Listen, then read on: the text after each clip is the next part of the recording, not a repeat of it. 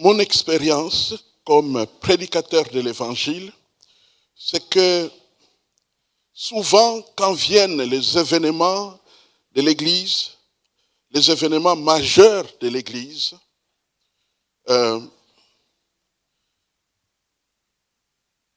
Dieu ouvre mon esprit, souvent d'une manière nouvelle, pour attirer mon attention sur une parole que je pourrais considérer de prophétique, qui s'adresse à notre monde d'une manière nouvelle. Et quand elle vient, je suis comme préoccupé, je suis comme en prison, jusqu'à ce que j'aie la certitude que la transmission de cette parole est terminée. Et cela pourrait probablement expliquer pourquoi je suis en retard ce matin. C'est parce que j'étais vraiment devant la parole et j'attendais la transmission, qu'elle se termine. Et voici le sujet que je veux partager au travers de cette parole que j'ai reçue de Dieu. Noël, c'est l'irruption du règne de Dieu sur la terre. Noël, c'est l'irruption du règne de Dieu sur la terre. Prions le Seigneur. Seigneur notre Dieu, faim et soif de ta lumière, de ta parole, de ta présence, de ton aide. De ton aide à communiquer cette parole aux frères et sœurs que tu auras choisis pour l'écouter, afin que tous soyons édifiés, tous soyons unis dans la parole qui vient de ton cœur. Les cieux et la terre peuvent passer, et pourtant c'est énorme. Le ciel, la terre, mais c'est énorme, mais ils peuvent passer. Mais tes paroles, elles, ne peuvent pas passer, parce qu'elles sont éternelles, elles portent ta propre nature, elles sont puissantes, c'est pourquoi elles ne passent pas. Ce sont des trésors inestimables, mais surtout inépuisables, et qui ne peuvent pas être dépassés. Voilà pourquoi nous t'invoquons par l'Esprit, que tu viennes nous parler au nom de Jésus. Amen.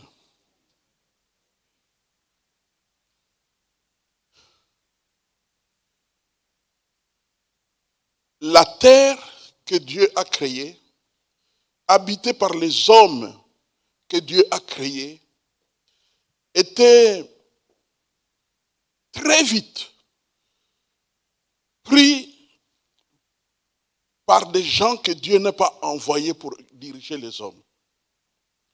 Et alors, ça crée des cris de froid, de douleur, de peine, de tristesse. Pensez par exemple à des règnes de tyrans qui choisissent qui ils veulent laisser vivant et qui ils veulent tuer. Tous les autres doivent se soumettre à la loi, mais eux ne se soumettent à aucune loi. Le monde entier était donc sous cette peine, sous ce trouble. Il fallait bien qu'il y ait un secours, et un secours urgent. Lorsque nous lisons cette parole que nous avons devant nous, puisque je l'ai ouverte quand les enfants étaient devant, lisons à partir du premier verset. Ésaïe chapitre 9. Mais les ténèbres ne régneront pas toujours sur la terre où il y a maintenant des angoisses. Si les temps passés ont couvert d'opprobre les pays des Zabulons et les pays de Nephtali, les temps à venir couvriront de gloire la contrée voisine de la mer, au-delà du Jourdain, les territoires des gentils. Le peuple qui marchait dans les ténèbres voit une grande lumière sur ceux qui habitaient le pays de l'ombre de la mort. Une lumière resplendit. Tu rends le peuple nombreux, tu lui accordes de grandes joies. Il se réjouit devant toi comme on se réjouit à la moisson, comme on pousse des cris d'allégresse au partage du butin. Car, verset 4, le joug qui pesait sur lui, le bâton qui frappait son dos, la verge de celui qui l'opprimait, tu les brises, comme à la journée de Madian.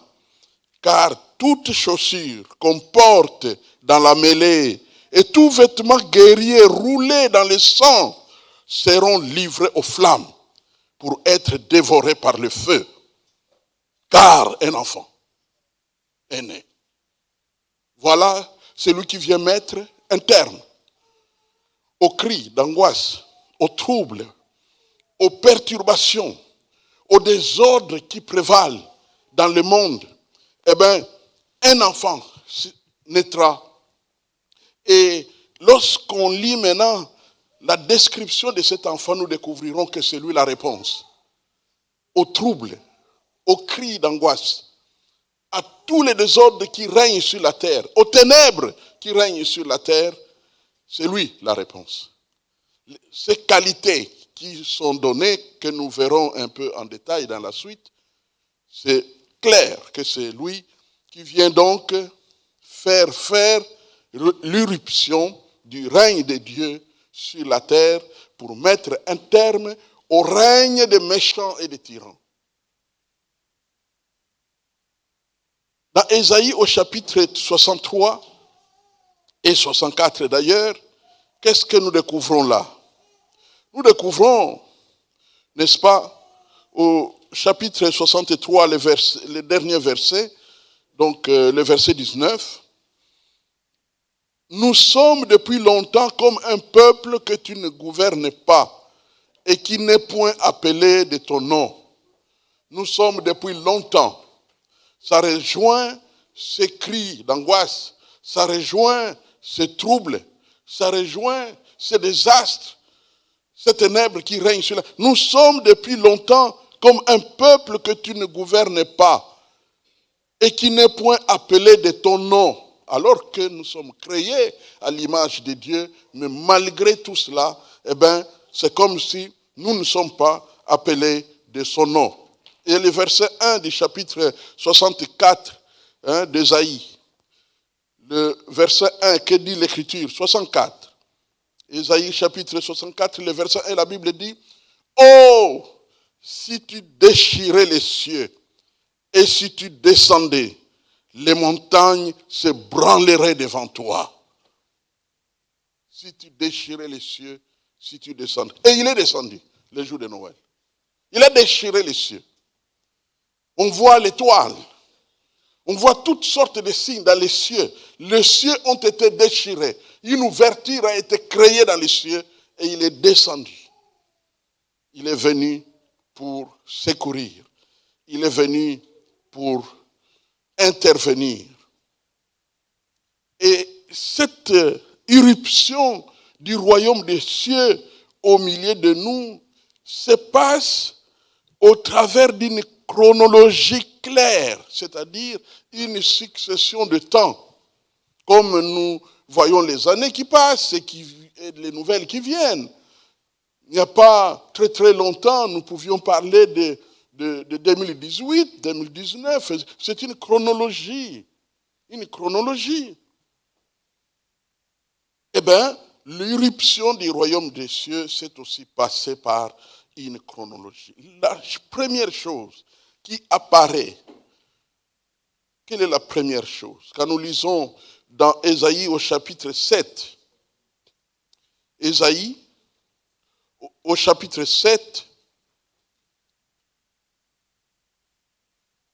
le verset 14 nous dit, Ésaïe 7, 14, « C'est pourquoi le Seigneur lui-même vous donnera un signe. » Voilà, il donne un signe. Pour qu'on ne puisse pas confondre ces royaumes qui viennent de Dieu, qu'on ne puisse pas les confondre à d'autres royaumes. Parce qu'il y a aussi des royaumes qui peuvent venir comme de bons royaumes, comme des royaumes de lumière, mais en réalité qui cachent les ténèbres. La Bible ne dit-elle pas que Satan est capable de se déguiser en ange de lumière? Et que donc il peut confondre, on peut confondre. C'est la raison pour laquelle chaque fois que nous approchons les milieux de la prophétie, nous ne pouvons pas très très vite nous réjouir parce que nous voyons qu'on dit des bonnes vérités, des choses agréables à entendre, des choses qui peuvent même nous encourager parce que Satan se déguise en ange de lumière. Notre discernement doit aller plus loin pour découvrir où se trouve ce que Dieu envoie véritablement. Je vous donne un signe, verset 14. Lui-même vous donnera un signe. Voici, la jeune fille deviendra enceinte, elle enfantera un fils et elle lui donnera le nom d'Emmanuel. Le nom nous parle, mais en quoi c'est un signe de Dieu le fait qu'une jeune fille puisse être enceinte et enfanter? Puisqu'il y a beaucoup de jeunes filles qui se mariaient dans tous les âges et qui enfantaient des fils auxquels elles pouvaient donner des noms qu'elles préféraient. Mais en quoi ce cas est spécial? Nous devons emprunter à la tradition hébraïque quelques informations pour que nous puissions comprendre que l'expression jeune fille en hébreu veut dire vierge. Et lorsque nous comprenons cela, alors nous pouvons comprendre que le cas est particulier. Qu'une vierge qui ne se marie pas, une vierge qui n'a pas de partenaire, va avoir un fils, c'est du jamais vu. Et c'est là où ça devient un signe de Dieu. C'est là où ça doit attirer l'attention des hommes qui entendent la prophétie du royaume des cieux. Je vous donne un signe. Une femme aura un fils sans le concours d'un homme. Vous savez, chaque fois que les hommes de tous les temps, et même de notre génération, sont en face du jamais vu, ils sont toujours un peu, ils paralysent leur intelligence. Ils refusent de réfléchir. Même les gynécologues, les médecins de toutes sortes, les gens qui travaillent dans les domaines de grossesse, les femmes qui ont des expériences de grossesse, les hommes qui savent ou qui ont une culture, ils paralysent leur intelligence. Ils refusent de réfléchir. Ils refusent de se dire comment? Mais ce n'est pas possible. Une vierge, sans le concours d'un homme, peut avoir un enfant? Oui, c'est un signe de Dieu. C'est-à-dire un miracle de Dieu. Ce miracle est là, étalé devant l'histoire. Personne pour le contredire, pour dire c'était faux. Par conséquent, c'était vrai, mais personne pour y réfléchir. On regarde tout simplement le temps passé. Dieu donne un signe.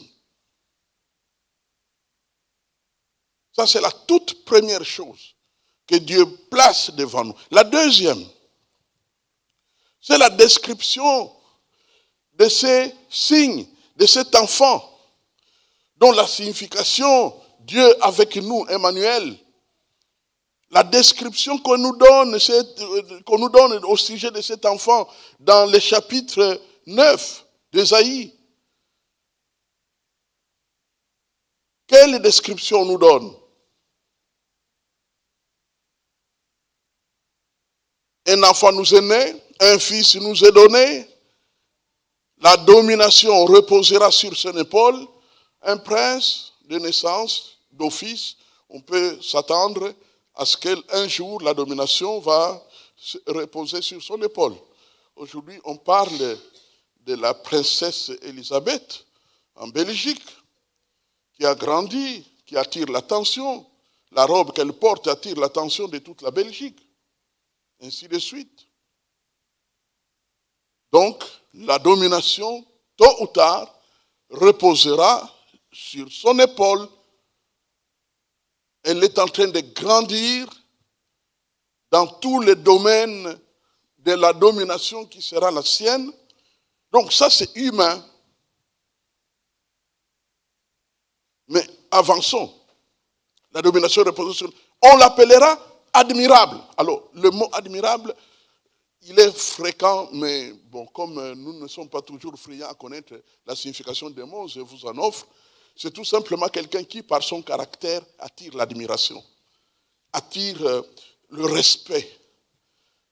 Quand les gens le regardent, on dit, mais il est spécial celui-là. Celui-là est spécial. Il forge le respect de ceux qui l'observent. Il sera admirable. Donc, là encore, ce sont des qualités, je dirais, normales d'une bonne humanité. Les âmes bien nées. Et puis, troisièmement, il sera un conseiller. Alors, le conseiller, c'est le sage. C'est lui qui en sait plus que les autres. C'est lui qui, lorsque vous êtes bloqué dans votre réflexion, dans votre discernement, dans votre possibilité de comprendre les choses, c'est lui, celle vers qui vous voulez vous tourner, pour qu'il vous explique. Peut-être dans un domaine précis. Peut-être tout simplement de façon générale, parce que sa culture est grande. Alors, il peut vous aider. Quand vous vous poserez la question, dois-je aller à droite ou à gauche, le conseiller sera là pour vous dire, je pense que c'est à droite à cause de tel argument, ou telle preuve, ou tel élément.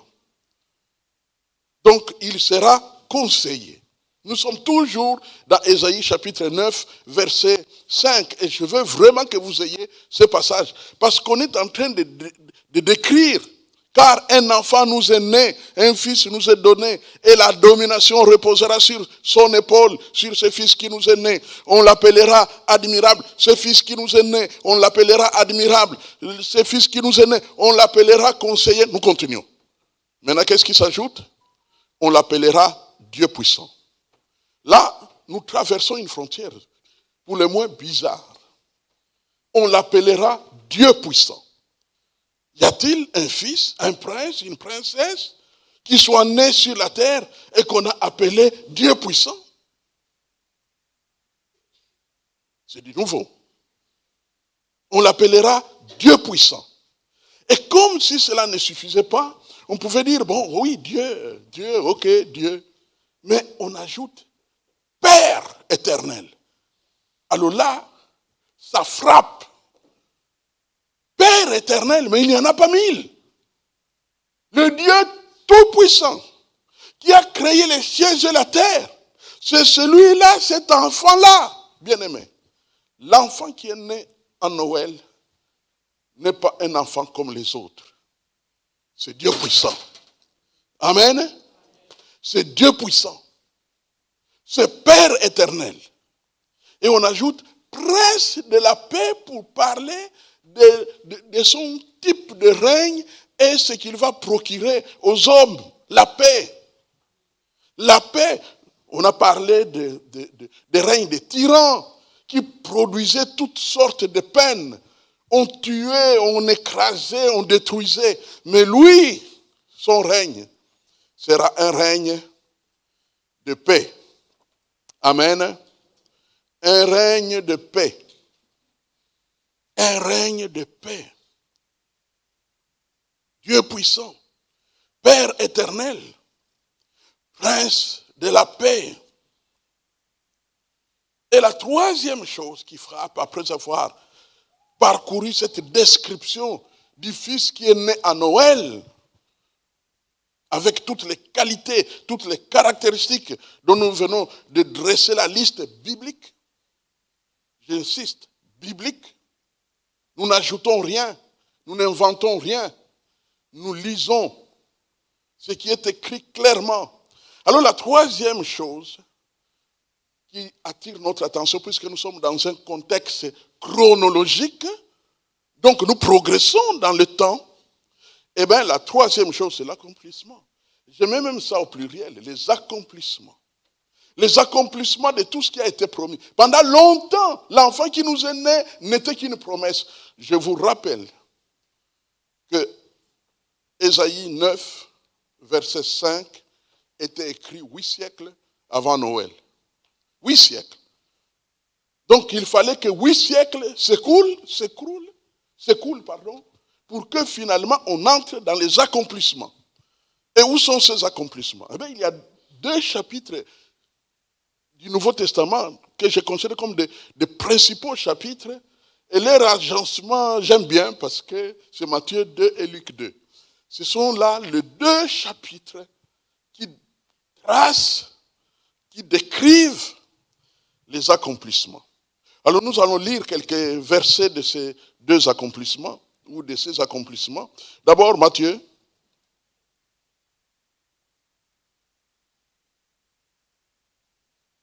Matthieu chapitre 2 nous dit, Jésus étant né à Bethléem en Judée au temps du roi Hérode, voici des mages d'Orient arrivèrent à Jérusalem et dirent, où est le roi des Juifs qui vient de naître? Car nous avons vu son étoile en Orient et nous sommes venus pour l'adorer. Nous avons vu son accomplissement, le signe de son accomplissement. Une étoile, son étoile. Nous l'avons vu en Orient. Alors nous savons tous que l'Orient, pas l'Orient de l'Europe, ni l'Orient de l'Afrique, mais l'Orient d'Israël, c'est-à-dire l'Est d'Israël. Alors là, vous trouverez les pays tels que les États des Arabes unis, le Qatar. Hein. Alors, s'ils sont venus de plus loin, alors il faudra traverser les océans pour aller trouver la Chine et les autres. Eh bien, ils sont venus de ce côté-là. S'ils n'ont marché que dans le pied, ils ont traversé des déserts et des déserts. Vraisemblablement, ils sont venus donc de la région de l'Arabie Saoudite, des Émirats Arabes Unis ou du Qatar. Ils sont venus de cette région. Mais s'ils sont venus au-delà des océans, alors ils sont venus de la Chine. Donc mais ils sont venus de l'Orient. Ils ont vu l'étoile et ils sont venus pour l'adorer. Donc ici, c'est l'étoile qui annonce l'accomplissement. Et qui annonce à qui? Aux mages. Mage veut dire sage. Les sages qui discernent, n'est-ce pas, les signes dans les cieux.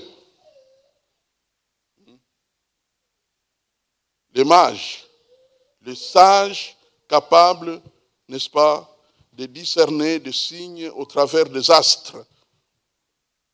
Et ça, c'est Matthieu chapitre 2. Et dans Luc chapitre 2, nous trouvons la même réalité, encore une annonce. Luc chapitre 2, eh bien, l'Écriture, pardon, le verset 7, pour sauter, et elle enfanta son fils premier-né, et l'emmaillota et le coucha dans une crèche, parce qu'il n'y avait pas de place pour eux dans l'hôtellerie. Le verset 12. Et voici à quel signe vous le reconnaîtrez. Vous trouverez, on est en train de parler à des bergers, parce qu'il y avait dans cette contrée des bergers. Alors, et voici les signes par lesquels vous le reconnaîtrez. Vous trouverez un enfant emmailloté et couché dans une crèche. Quand vous prenez le verset 7, vous mélangez au verset 12, et vous voyez que ce qui s'est passé comme un fait strictement historique. Strictement historique, une logique historique. Ils arrivent, puisqu'il y avait beaucoup de gens qui sont revenus de la diaspora et qui sont retournés parce que c'était la décision prise par l'empereur de l'époque, que pour faire votre recensement, vous devez retourner dans votre village. Et donc, ce qui fait qu'il fallait prendre l'avion, retourner au pays, pas à Kinshasa, vous allez juste dans votre village de naissance, c'est là-bas que vous devrez faire votre recensement, pour qu'elle soit prise en compte. Et c'est ce qui s'est passé. C'est un fait strictement historique, comme il y a beaucoup de gens, donc il n'y a pas plus de place pour tout le monde dans les petits hôtels du petit centre de Bethléem. Et il n'y avait de la place que, comme vous le savez, dans dans les mangeoires des animaux, et ainsi de suite. Et là, qui annonce, notons, et voici, verset 9, un ange du Seigneur. Donc, dans Matthieu 2, c'est l'étoile. Et dans Luc 2, c'est un ange du Seigneur qui annonce. Qui annonce à qui? Dans Matthieu 2, c'était hommage.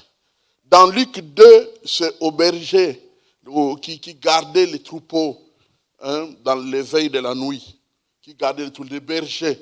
C'est à ceux-là qu'on annonce la nouvelle de Noël. Donc il y a des accomplissements. Des accomplissements par les mages au travers d'une étoile. Un accomplissement par un ange qui annonce devant des bergers qui ont vu l'ange et qui sont troublés. Jusqu'à ce que l'ange leur rassure en leur disant « Ne vous inquiétez pas ». Alors jusque-là, je suis resté un peu dans les considérations historiques, parce que comme vous savez, Noël, c'est un fait historique. Donc, perdre du temps à essayer de discuter de Noël, c'est à la fois numéro un, écraser et ignorer de nombreux passages bibliques, de l'Ancien comme du Nouveau Testament, et aussi le fait que c'est tout simplement ne pas utiliser son intelligence. Parce que vous ne pouvez pas dire, moi je crois seulement à la croix, sans vous poser la question que celui qu'on crucifie à l'âge de 33 ans doit bien avoir eu un an, doit bien avoir eu un jour. Et c'est-à-dire qu'il est né un jour. Ah oui, mais on n'a pas besoin de fêter ce jour-là. Toi, on fête ton anniversaire et tu refuses qu'on fête l'anniversaire de celui qui fait entrer le royaume des cieux dans le monde. C'est un jour d'une grande joie. Ceux qui sont descendus du ciel où on n'a pas besoin de naissance, ils disent, vous avez vu dans ces passages, et voici un ange du Seigneur leur apparut. Et la gloire du Seigneur resplendit autour d'eux. Ils furent saisis d'une grande frayeur. Mais l'ange leur dit, ne craignez point, car je vous annonce une bonne nouvelle. Noël, c'est une bonne nouvelle, bien-aimée, qui sera pour tout le peuple le sujet d'une grande joie. Toi, tu es exclu de tout le peuple, qui sera pour tout le peuple un sujet d'une grande joie.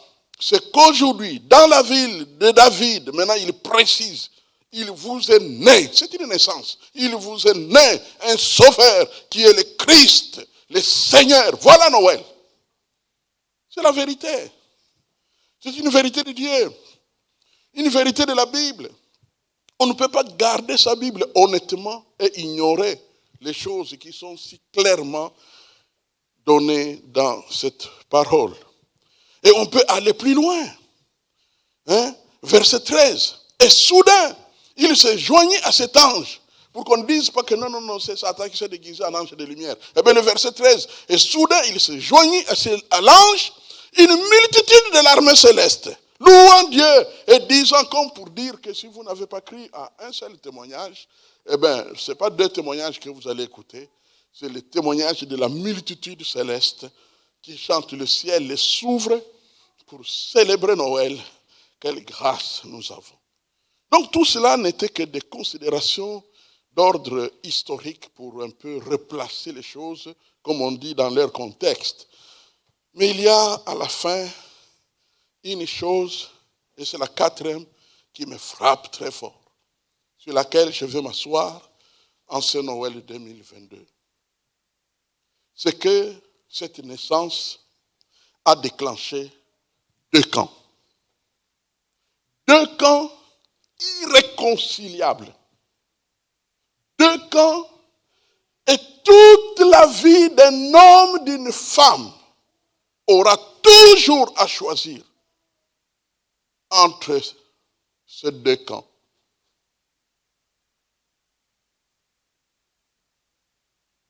Le premier camp, c'est le camp de l'ancien règne. Le règne représenté par Hérode dans ce passage. Mais on peut aller plus loin. Le règne des tyrans. Le règne dont, parce que vous voyez que l'irruption du royaume des cieux se passe dans un contexte de venir remplacer des règnes des tyrans, dont nous avons parlé un peu des indices, aussi bien dans Ésaïe 9 que Ésaïe 63, verset 19. Ces règnes, tous ces règnes abominables, ces règnes des troubles, mon frère, ma soeur, quand tu as un peu de discernement, c'est facile de découvrir que ces règnes, même quand il est couvert d'une religion, quand tu regardes avec discernement, tu comprendras que ce règne ne peut pas venir de mon Dieu. Ce règne-là, c'est un règne de tyran. Ce règne-là, quand vous voyez un règne dans lequel vous voyez on sectionne des gorges, vous comprenez que ce règne ne peut pas venir de mon Dieu, ce règne-là. C'est facile à comprendre, sauf quand on est frappé d'aveuglement à un point irrécupérable.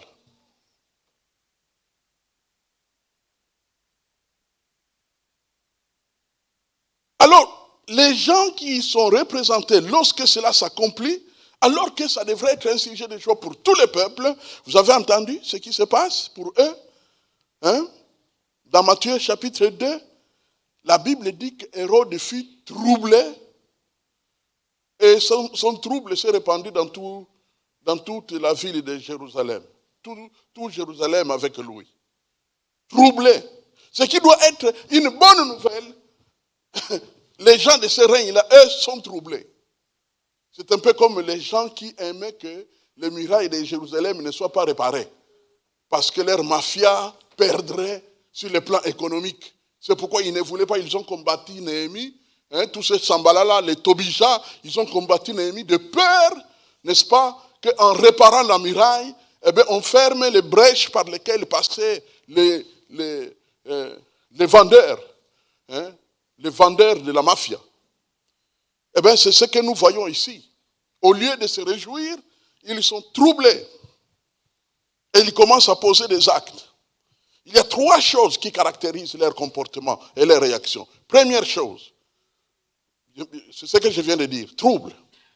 Mais deuxième chose, ruse. La ruse. La séduction. Écoutez, messieurs les sages, allez vous renseigner correctement.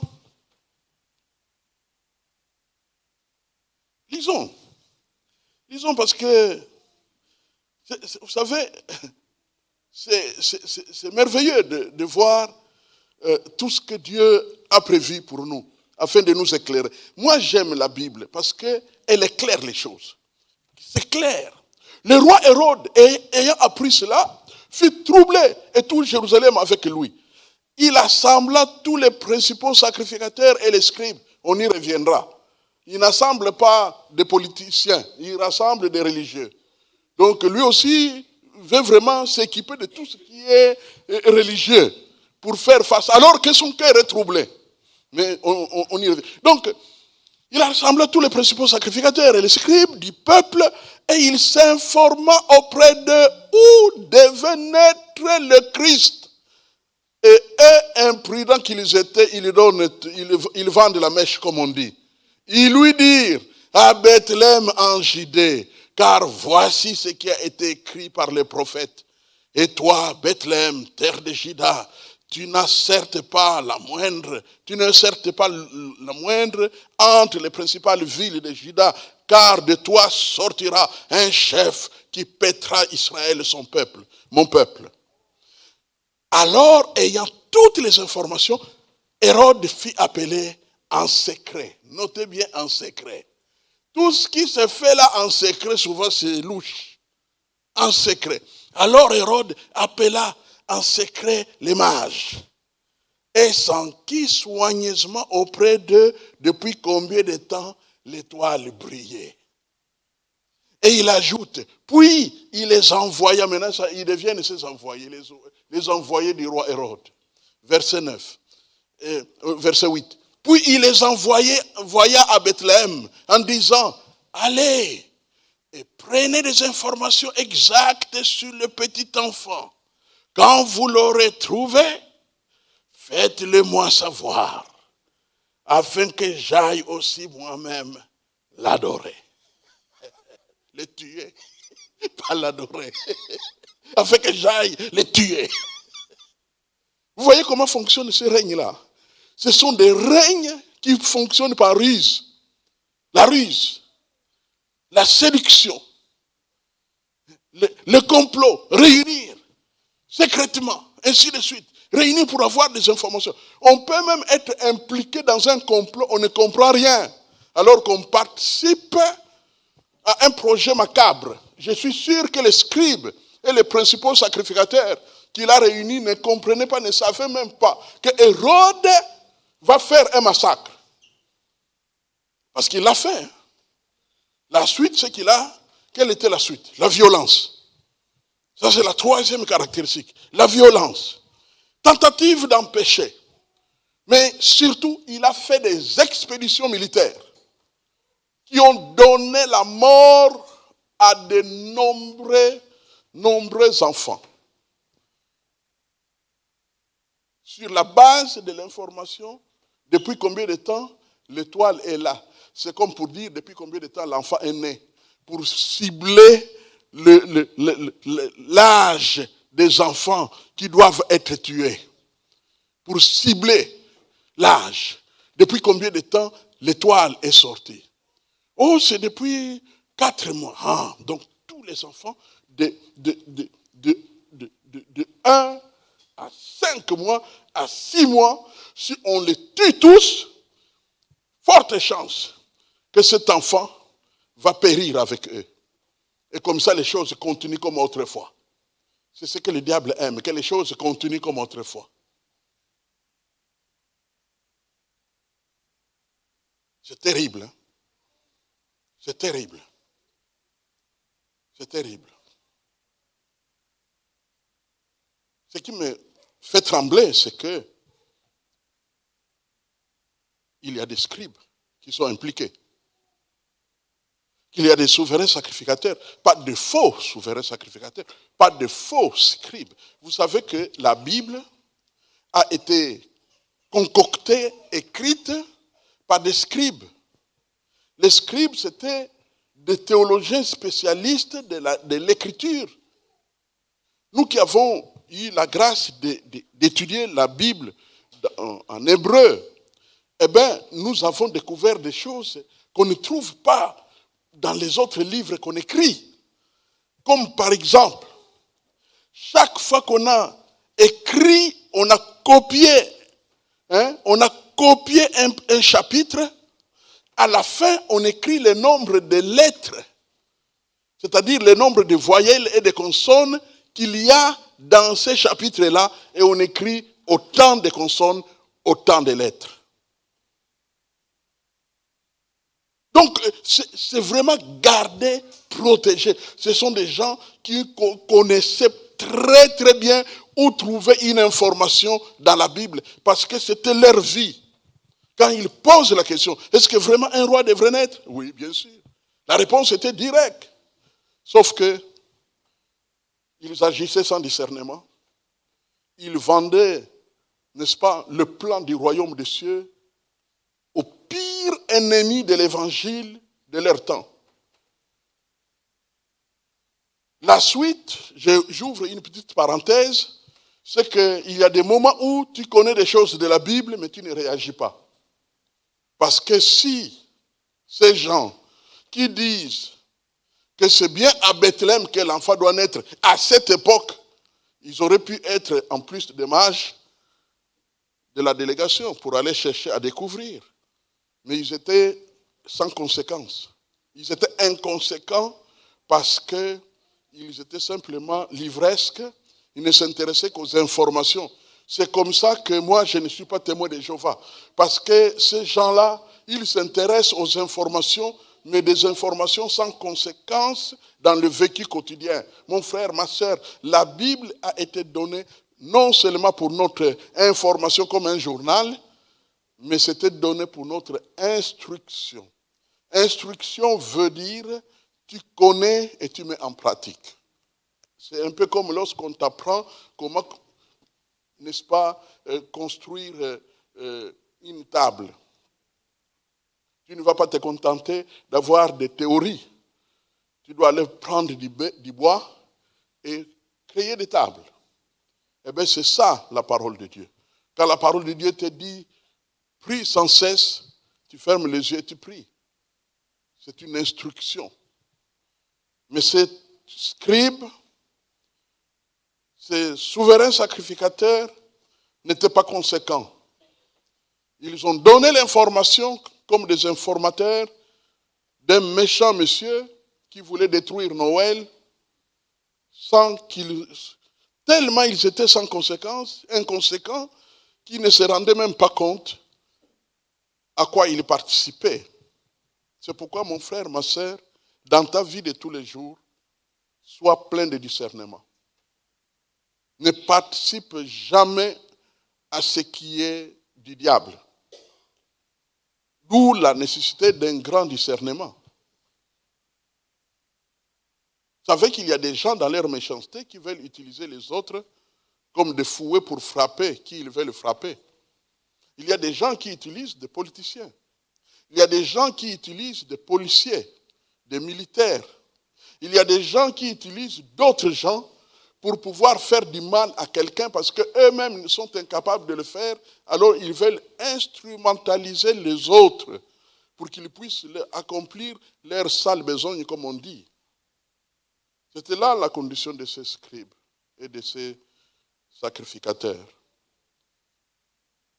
Que Dieu veille nous garder loin de ce genre d'entreprise, de peur que nous ne soyons utilisés pour faire du mal. Vous savez, comme pasteur, plus d'une fois, des frères, des sœurs sont venus me voir pour me donner soi-disant un conseil, mais c'était un conseil qui était contre un frère, contre une sœur, dans le but de m'utiliser à faire du mal à ses frères. Quand le temps, par exemple, de choisir de diacre arrivait, eh bien, il y avait des gens qui venaient pour me dire ne choisis pas tel, ne choisis pas tel. Et quand ils donnent leurs raisons, ils veulent que j'entre dans ces raisons. J'en parle tout simplement pour dire, mon frère, ma sœur, jusqu'à quel point tu pourrais être utilisé par ceux qui ont des projets cachés mais méchants dans le but de t'utiliser, de t'instrumentaliser. Tu auras l'impression que cette affaire me concerne, mais c'est faux. Si elle te concernait, elle serait dans ton propre cœur et tu agirais sans l'intervention de personne d'autre, car tu te sentirais guidé par Dieu. Mais c'est une chose étrangère. Le feu étranger ne doit pas entrer dans le tabernacle de Dieu. Alors nous passons au deuxième camp. Le camp représenté dans ces différents passages par les bergers, par les mages, par le peuple qui doit se réjouir. Leur caractéristique, on voit que c'est la paix. Ça sera la paix pour tous les peuples. Un sujet de joie. Le désir d'étendre. Ils sont allés, la Bible nous dira que les bergers, quand ils ont fini d'entendre, ils sont allés jusqu'à Bethléem. Et quand ils sont arrivés, ils ont adoré l'enfant Jésus. Et ils ne se sont pas arrêtés là. Ils ne sont pas retournés. Ils ont préféré vraiment étendre l'information dans toute la région pour dire que le Fils de Dieu est né. Noël a eu lieu.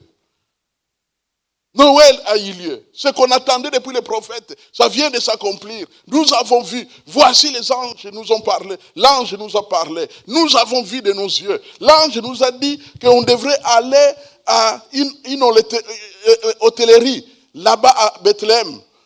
Et que nous allions trouver là-bas dans les garages où on garde les animaux. Et bien l'enfant qui est né là-bas.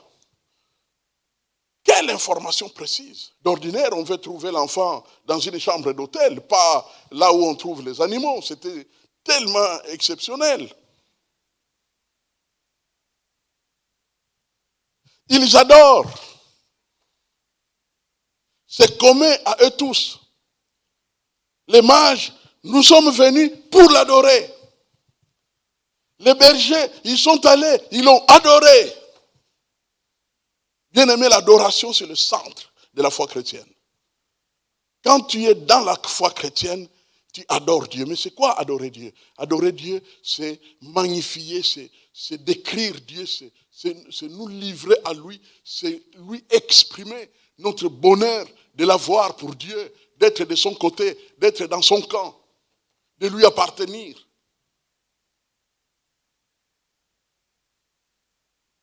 Adorer. Mais ils ne se sont pas arrêtés là. Les mages, qu'est-ce qu'ils ont fait? Ils ont ouvert leurs trésors.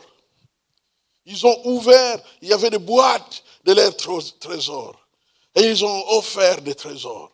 L'or. Ils ont offert l'or.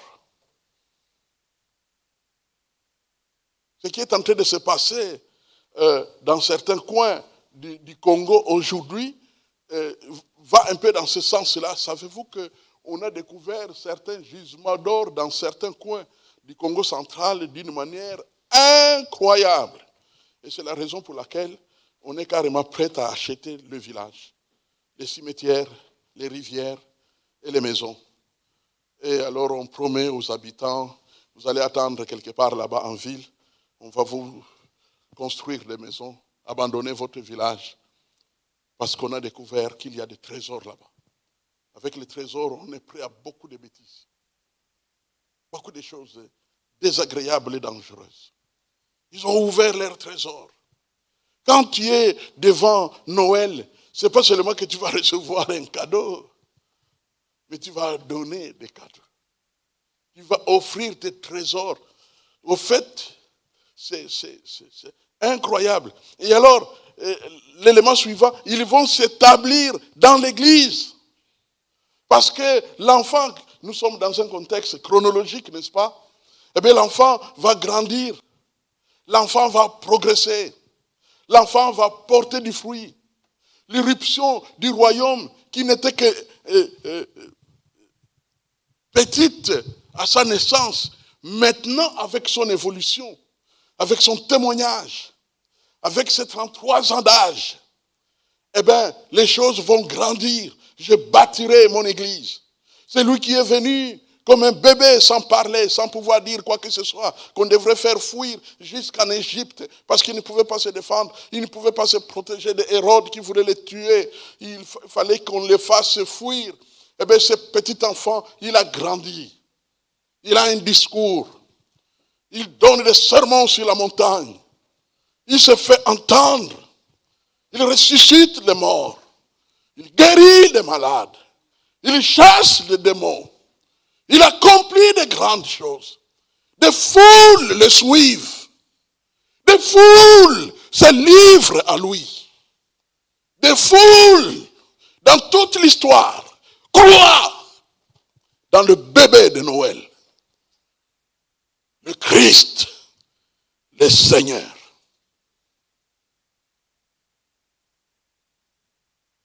Ils s'établissent dans l'église. C'est le seul endroit, bien-aimé, où tu peux t'établir pour grandir dans ta foi. C'est l'église. Il n'a pas bâti l'église pour rien. Il y a des gens qui pensent que l'église, c'est secondaire. On peut y aller ou ne pas y aller. Vous n'avez rien compris de l'évangile. La foi qui est en nous doit être cultivée, doit être nourrie.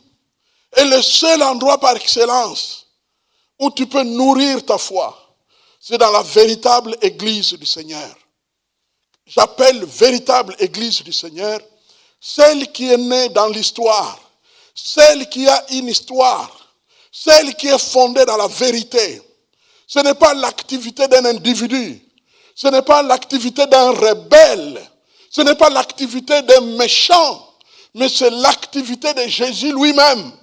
Et quand c'est Jésus qui bâtit son église, ceux qui y entrent vont en titubant, en tremblant, en se posant des questions. Est-ce que c'est Dieu? Est-ce que c'est Dieu? Et quand ils auront la réponse que oui, ils entrent et ils servent dans l'humilité, dans la soumission à Dieu.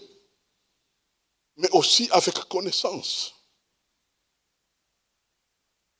Car l'Église, ce n'est pas seulement l'animation, bien-aimé. L'Église, c'est la connaissance.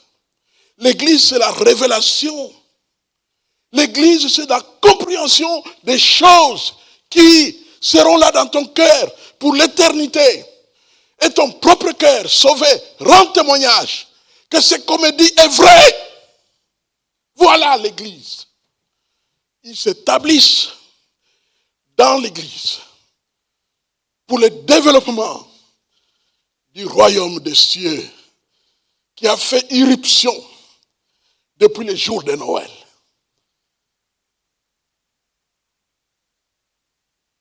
Et bientôt, ce roi de Noël descendra des cieux pour prendre tous ceux qui sont à lui. Parce qu'il y aura, bien-aimés, vous le savez, unification de deux royaumes.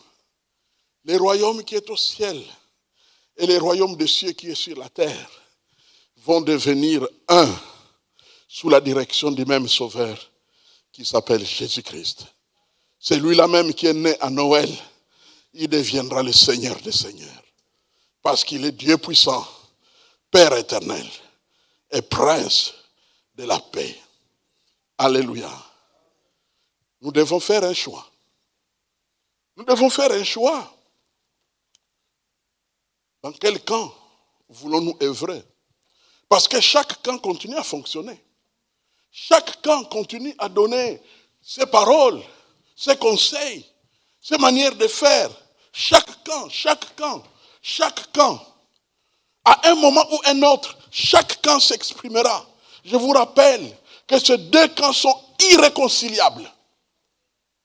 À un moment ou un autre, il y aura toujours confrontation. Non pas que le royaume de lumière veut se confronter à ces gens-là, puisqu'on n'a rien en commun, rien à rechercher chez eux. Mais eux, puisqu'ils ont le cœur troublé depuis Hérode, c'est eux qui cherchent toujours des problèmes. Ils ne sont jamais satisfaits. La terre est grande. Prenez un coin. Faites ce que vous voulez. Laissez-nous en paix. Non! Ils ont le cœur troublé aussi longtemps que nous existons. Et alors ils chercheront toujours noise pour trouver. Quand à un moment donné ils ne peuvent plus rien faire, ils attendent le moment favorable. Et dès qu'un moment favorable se présente, ils sortent, ils se font passer pour des spirituels alors que leur cœur est pourri comme des démons. Nous aurons à faire un choix. Choisissons la lumière. Choisissons Jésus. Choisissons la vérité. Choisissons la vie. Choisissons le ciel. Choisissons les fruits de l'esprit. Choisissons le royaume des cieux. Choisissons Dieu. C'est notre choix. Père Tout-Puissant, merci pour la lumière que tu viens d'envoyer dans nos cœurs pour nous affermir, pour nous fortifier, pour nous rassurer que tu es vivant au siècle des siècles et tu poursuis ta mission et tu accompliras ce que tu as prévu. Tu diras un jour, le royaume des cieux est au milieu de vous. C'est la vérité. Tous ceux qui adhèrent à ton camp se retrouvent dans le royaume des cieux. C'est la raison pour laquelle, à cause de ceux-là qui sont avec toi, le royaume des cieux est au milieu de nous, au milieu de ceux qui sont avec toi. Papa, merci pour la lumière qui fait fuir les ténèbres. Merci pour ta grâce qui libère des bénédictions sans nombre. Merci pour le pardon des péchés qui est le nôtre et qui nous fait entrer, n'est-ce pas, dans la pureté et dans la sainteté, en sorte qu'il n'y a plus maintenant aucune condamnation pour ceux qui sont en Jésus-Christ. Ô Sauveur suprême, merci. Merci de tout cœur. Et surtout à ce jour, merci pour l'Église, qui est le lieu pour comprendre, qui est le lieu pour apprendre, qui est le lieu pour s'engager, qui est le lieu pour déverser nos trésors. Car là où est ton cœur, là sera ton trésor. Père, merci pour toute la lumière que tu envoies dans nos âmes. Règne à jamais sur nous au nom puissant de Jésus. Vive Noël et joyeux Noël à tous. Amen.